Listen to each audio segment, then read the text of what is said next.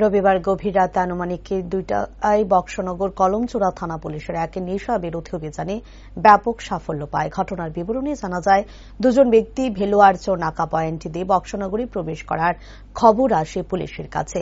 ঘটনার খবর পেয়ে মাদক কারবারিকে গ্রেফতার করতে পুলিশ ওঁত পেতে বসে থাকে নাকা পয়েন্টে। খবর অনুযায়ী আনুমানিক রাত 2টা নাগাদ দুই মাদক কারবারি নাকা পয়েন্টে আসতে পুলিশ পাকড়াও করে এবং আটককৃত দুই ব্যক্তিকে চেকিং করে শরীরে ফিটিং থাকা প্রায় 37,800 ইয়াবা ট্যাবলেট উদ্ধার করে, যার বাজার মূল্য আনুমানিক 80 লক্ষ টাকা। এই অভিযানে নেতৃত্ব দেন কলমচূড়া থানার ওসি নারু গোপাল দেব এবং অভিযানে ছিলেন থানার এসআই সুপ্রীতম দে ও বিশাল টিএসআর বাহিনী।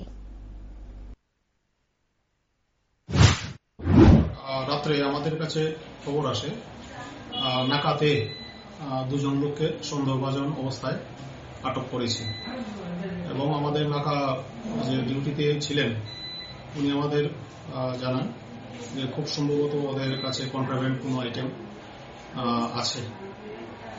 সেই খবরের ভিত্তিতে আমি নিজে সুপ্রতিম দে থানার কনস্টেবল এবং টিএসআর নিয়ে আমরা দুজন সাক্ষী সহ আমরা আমাদের লালবাড়ি নাকা পয়েন্টে আমরা যাই।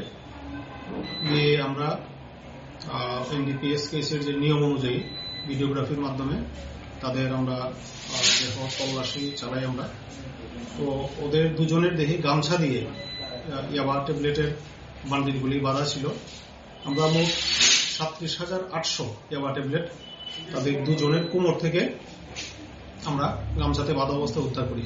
এইগুলি সাক্ষীগণের উপস্থিতিতে আমরা চেক করে, কাউন্ট করে, ওয়েট করে আমরা সিজ করে তাদেরকে অ্যারেস্ট করে আমরা থানায় নিয়ে এসেছি। এটার বাজার মূল্য অনুমান 80 লক্ষ টাকা হবে। আজকে আমরা ওদের রিমান্ড চেয়ে আমরা কোর্টে চালান দিচ্ছি। ওদের জিজ্ঞাসাবাদে আরো জানতে পেরেছি মূল মালিক মাহাবুল আলম, ওর বাড়ি বক্সনগর এলাকাতেই।